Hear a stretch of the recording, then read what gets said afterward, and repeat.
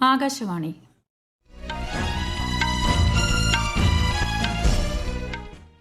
നമസ്കാരം. വാർത്തകൾ വായിക്കുന്നത് ശ്യാമ.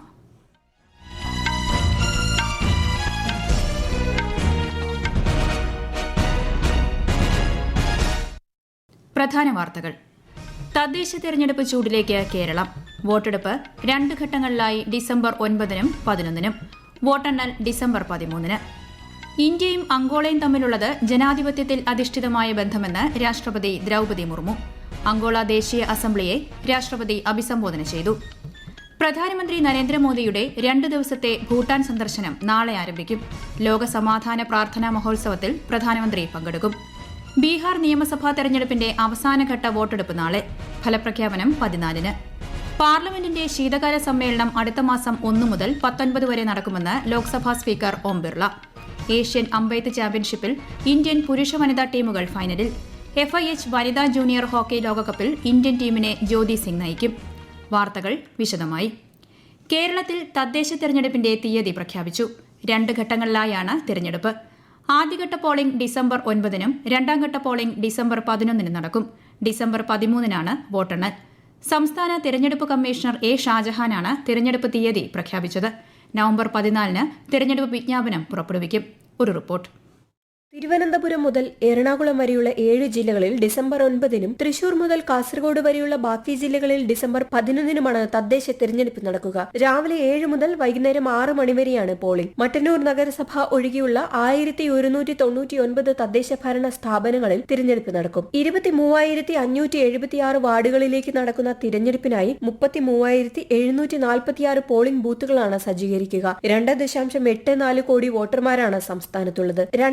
2,841 പ്രവാസി വോട്ടർമാരുമുണ്ട്. അന്തിമ വോട്ടർ പട്ടിക ഈ മാസം 14-ന് പുറത്തിറക്കും. 1,80,000 ഉദ്യോഗസ്ഥരെ തിരഞ്ഞെടുപ്പിനായി നിയോഗിച്ചിട്ടുണ്ട്. സുരക്ഷയ്ക്കായി 70,000 പോലീസ് ഉദ്യോഗസ്ഥരെയും നിയോഗിക്കും. പ്രശ്നബാധിത ബൂത്തുകളിൽ അധിക സുരക്ഷ ഉറപ്പാക്കും. ഹരിത ചട്ടം പാലിച്ചുകൊണ്ടായിരിക്കും ഇത്തവണയും തിരഞ്ഞെടുപ്പ്. നാമനിർദ്ദേശ പത്രിക സമർപ്പിക്കാനുള്ള അവസാന തീയതി ഈ മാസം 21-നാണ്. പത്രികകളുടെ സൂക്ഷ്മ പരിശോധന നവംബർ 22-ന് നടക്കും. ഈ മാസം 24-ആണ് പത്രിക പിൻവലിക്കാനുള്ള അവസാന തീയതി. ഡിസംബർ 18-ന് തിരഞ്ഞെടുപ്പ് നടപടികൾ പൂർത്തിയാക്കണം. News desk Akashvani.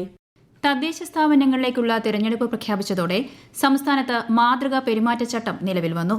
വോട്ടെണ്ണൽ ദിനമായ ഡിസംബർ 13 വരെ പ്രാബല്യത്തിലുള്ള പെരുമാറ്റച്ചട്ടം മാധ്യമങ്ങളും ജനപ്രതിനിധികളും രാഷ്ട്രീയ പാർട്ടികളും ഉൾപ്പെടെ എല്ലാ ജനങ്ങളും കൃത്യമായി പാലിക്കണമെന്ന് സംസ്ഥാന തെരഞ്ഞെടുപ്പ് കമ്മീഷണർ A. ഷാജഹാൻ ആഹ്വാനം ചെയ്തു. ഇന്ത്യയും അങ്കോളയും തമ്മിലുള്ളത് ജനാധിപത്യത്തിൽ അധിഷ്ഠിതമായ ബന്ധമെന്ന് രാഷ്ട്രപതി ദ്രൌപദി മുർമു. അങ്കോള ദേശീയ അസംബ്ലിയിൽ പാർലമെന്റ് അംഗങ്ങളെ അഭിസംബോധന ചെയ്യുകയായിരുന്നു രാഷ്ട്രപതി. അങ്കോളയുടെ സ്വാതന്ത്ര്യത്തിന്റെ സുവർണ ജൂബിലിയും ഇന്ത്യയും അങ്കോളയും തമ്മിലുള്ള നയതന്ത്ര ബന്ധത്തിന്റെ 40-ാം വാർഷികവും ഇരു രാജ്യങ്ങൾക്കും പരസ്പര പ്രചോദനമേകുന്നതാണെന്ന് രാഷ്ട്രപതി ചൂണ്ടിക്കാട്ടി.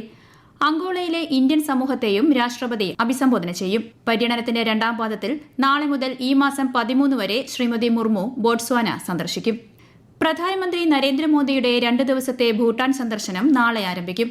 ഭൂട്ടാൻ രാജാവുമായി ചേർന്ന് 1020 മെഗാവാട്ട് ജലവൈദ്യുത പദ്ധതിയുടെ ഉദ്ഘാടനം പ്രധാനമന്ത്രി നിർവഹിക്കും. ഇരു രാജ്യങ്ങളും സംയുക്തമായി വികസിപ്പിച്ച പദ്ധതിയാണിത്. ഭൂട്ടാൻ പ്രധാനമന്ത്രിയുമായി ശ്രീ മോദി കൂടിക്കാഴ്ച നടത്തും. ലോക സമാധാന പ്രാർത്ഥന മഹോത്സവത്തിലും പ്രധാനമന്ത്രി പങ്കെടുക്കും. ബീഹാർ നിയമസഭാ തെരഞ്ഞെടുപ്പിന്റെ 2ാമത്തെയും അവസാനത്തെയും ഘട്ടത്തിലേക്കുള്ള വോട്ടെടുപ്പ് നാളെ. 20 ജില്ലകളിലെ 122 നിയമസഭാ മണ്ഡലങ്ങളിലാണ് വോട്ടെടുപ്പ്. 2ാം ഘട്ടത്തിൽ 302 സ്ഥാനാർത്ഥികളാണ് മത്സരരംഗത്തുള്ളത്. ആദ്യഘട്ടത്തിൽ 65.08% പോളിംഗാണ് രേഖപ്പെടുത്തിയത്. വോട്ടെണ്ണൽ ഈ മാസം 14-ന് നടക്കും. 7 സംസ്ഥാനങ്ങളിലായി 8 നിയമസഭാ മണ്ഡലങ്ങളിലേക്കുള്ള ഉപതെരഞ്ഞെടുപ്പും നാളെ നടക്കും. ബീഹാർ നിയമസഭാ തെരഞ്ഞെടുപ്പിനൊപ്പം നവംബർ 14-ന് വോട്ടെണ്ണലും നടക്കും. പാർലമെന്റിന്റെ ശീതകാല സമ്മേളനം അടുത്ത മാസം 1 മുതൽ 19 വരെ നടക്കും. നിയമനിർമ്മാണ പ്രവർത്തനങ്ങൾ, സർക്കാർ നയങ്ങൾ, പൊതുവിഷയങ്ങൾ എന്നിവയെക്കുറിച്ചുള്ള ചർച്ചകളിൽ സമ്മേളനം ശ്രദ്ധ കേന്ദ്രീകരിക്കുമെന്ന് ലോക്സഭാ സ്പീക്കർ ഓം ബിർള ഇന്ന് അറിയിച്ചു. കൊഹിമയിൽ 22ാമത് കോമൺവെൽത്ത് പാർലമെന്ററി അസോസിയേഷൻ സമ്മേളനത്തിന്റെ ഉദ്ഘാടന പരിപാടിക്ക് ശേഷം മാധ്യമപ്രവർത്തകരോട് സംസാരിക്കുകയായിരുന്നു അദ്ദേഹം. ഈ വാർത്തകൾ ആകാശവാണിയിൽ നിന്ന്. ആകാശവാണി വാർത്തകളും വാർത്താധിഷ്ഠിത പരിപാടികളും All India Radio News Thiruvananthapuram YouTube ചാനലിലും All India Radio News Thiruvananthapuram Facebook പേജിലും AR News_ തിരുവനന്തപുരം ഇൻസ്റ്റഗ്രാം അക്കൌണ്ടിലും AR News_TVM X ഹാൻഡിലും ലഭ്യമാണ്. 2024-25 വർഷത്തിൽ ഇന്ത്യ ഏകദേശം 1.51 ലക്ഷം കോടി രൂപയുടെ പ്രതിരോധ ഉൽപാദനം നേടിയതായി രാജ്യരക്ഷാമന്ത്രി രാജ്നാഥ് സിംഗ്. മൊത്തം ഉൽപാദനത്തിന്റെ 71.6% പ്രതിരോധ പൊതുമേഖലാ സ്ഥാപനങ്ങളാണ് സംഭാവന ചെയ്തതെന്നും അദ്ദേഹം പറഞ്ഞു. ന്യൂഡൽഹിയിലെ വേൾഡ് ട്രേഡ് സെന്ററിൽ ആധുനിക ഡിഫൻസ് പബ്ലിക് സെക്ടർ അണ്ടർടേക്കിംഗ് ഭവന്റെ ഉദ്ഘാടനം നിർവഹിക്കുകയായിരുന്നു അദ്ദേഹം. 16 പ്രതിരോധ പൊതുമേഖലാ സ്ഥാപനങ്ങളുടെ വാർഷിക അവലോകന യോഗത്തിലും രാജ്യരക്ഷാമന്ത്രി അധ്യക്ഷത വഹിച്ചു. രാജ്യത്തിന്റെ വടക്ക് കിഴക്കൻ മേഖല ശക്തമായ ജനാധിപത്യ മൂല്യങ്ങൾ ഉയർത്തിപ്പിടിക്കുന്നതായി ലോക്സഭാ സ്പീക്കർ ഓം ബിർള. നാഗാലാന്റ് നിയമസഭയിൽ കോമൺവെൽത്ത് പാർലമെന്ററി അസോസിയേഷന്റെ 22ാമത് വാർഷിക സമ്മേളനം സ്പീക്കർ ഉദ്ഘാടനം ചെയ്തു. जिस प्रदेश के अंदर विकास की योजनाओं के अंदर जनता की भागीदारी होगी, जनता के विचारों का अभिमत होगा, जिन विधानसभाओं के अंदर विकास के लिए सबके विचार, सबके मत, सबके दृष्टिकोण आएंगे, तो निश्चित रूप से एक विजन के आधार पर विकास होगा. ഐക്യത്തിനും പ്രാദേശിക ആവശ്യങ്ങൾക്കും അനുയോജ്യമായ നയങ്ങൾ രൂപപ്പെടുത്തുന്നതിൽ വടക്കുകിഴക്കൻ നിയമസഭകളുടെ പങ്കിനെ സ്പീക്കർ പ്രശംസിച്ചു. സമഗ്രവും സുസ്ഥിരവുമായ വികസനം കൈവരിക്കുന്നതിന് കൂട്ടായ പങ്കാളിത്തം പ്രധാനമാണെന്ന് ലോക്സഭാ സ്പീക്കർ പറഞ്ഞു. കേന്ദ്ര വിദ്യാഭ്യാസ മന്ത്രി ധർമ്മേന്ദ്ര പ്രധാനുമായി മന്ത്രി വി ശിവൻകുട്ടി ഇന്ന് ന്യൂഡൽഹിയിൽ കൂടിക്കാഴ്ച നടത്തി. സംസ്ഥാനത്തെ വിദ്യാഭ്യാസ മേഖലയിലെ ഏറ്റവും പ്രധാനപ്പെട്ട പദ്ധതികളിലൊന്നായ സമഗ്ര ശിക്ഷ കേരളയുടെ കേന്ദ്രവിഹിതമായി ലഭിക്കാനുള്ള 1066.36 കോടി രൂപ ഒറ്റത്തവണയായി എത്രയും വേഗം അനുവദിക്കണമെന്ന് കേന്ദ്രമന്ത്രിയോട് ആവശ്യപ്പെട്ടതായി ശ്രീ ശിവൻകുട്ടി വാർത്താസമ്മേളനത്തിൽ അറിയിച്ചു. തിരുവിതാംകൂർ ദേവസ്വം ബോർഡ് പ്രസിഡന്റായി മുൻ ചീഫ് സെക്രട്ടറി കെ ജയകുമാറിനെ നിയമിച്ചു. മുൻ മന്ത്രിയും MLA-യുമായ കെ രാജുവിനെ ബോർഡ് അംഗമായും നിയമിച്ച് സർക്കാർ ഉത്തരവിറക്കി. 2025 നവംബർ 14 മുതൽ 2 വർഷത്തേക്കാണ് ഇവരുടെ കാലാവധി. ഏഷ്യൻ അമ്പെയ്ത്ത് ചാമ്പ്യൻഷിപ്പിൽ റീകർവ് കോമ്പൌണ്ട് ഇനങ്ങളിൽ യഥാക്രമം ഇന്ത്യൻ പുരുഷ വനിതാ ടീമുകൾ ഫൈനലിൽ പ്രവേശിച്ചു.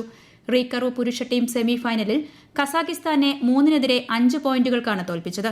ഈ മാസം 14 നടക്കുന്ന പുരുഷ ഫൈനലിൽ ദക്ഷിണ കൊറിയയാണ് ഇന്ത്യയുടെ എതിരാളി. സെമി ഫൈനലിൽ ബംഗ്ലാദേശിനെയാണ് ഇന്ത്യൻ വനിതാ ടീം തോൽപ്പിച്ചത്. നവംബർ 25 മുതൽ ഡിസംബർ 13 വരെ ചിലിയിലെ സാന്റിയാഗോയിൽ നടക്കാനിരിക്കുന്ന FIH വനിതാ ജൂനിയർ ഹോക്കി ലോകകപ്പിനുള്ള 20-അംഗ ഇന്ത്യൻ ടീമിനെ പ്രഖ്യാപിച്ചു. ജ്യോതി സിംഗ് ഇന്ത്യൻ സംഘത്തെ നയിക്കും.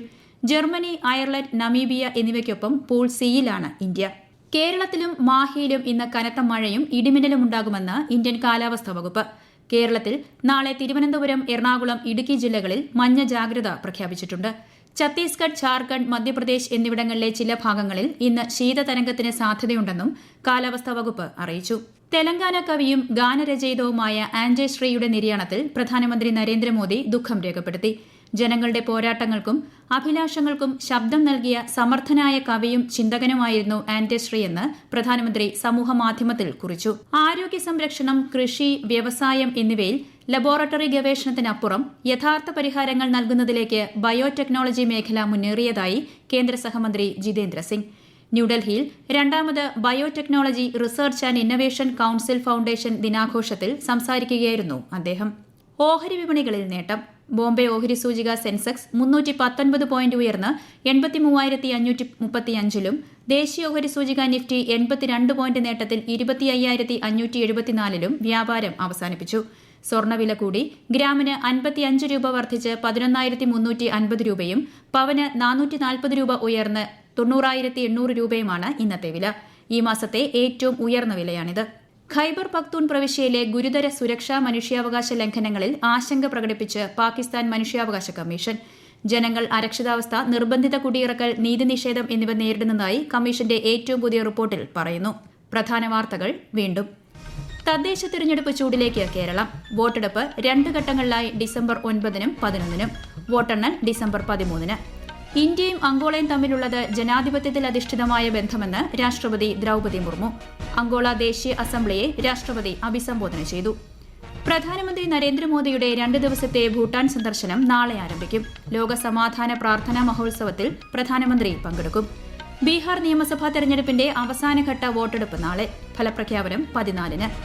പാർലമെന്റിന്റെ ശീതകാല സമ്മേളനം അടുത്ത മാസം 1 മുതൽ 19 വരെ നടക്കുമെന്ന് ലോക്സഭാ സ്പീക്കർ ഓം ബിർള. ഏഷ്യൻ അമ്പെയ്ത്ത് ചാമ്പ്യൻഷിപ്പിൽ ഇന്ത്യൻ പുരുഷ വനിതാ ടീമുകൾ ഫൈനലിൽ.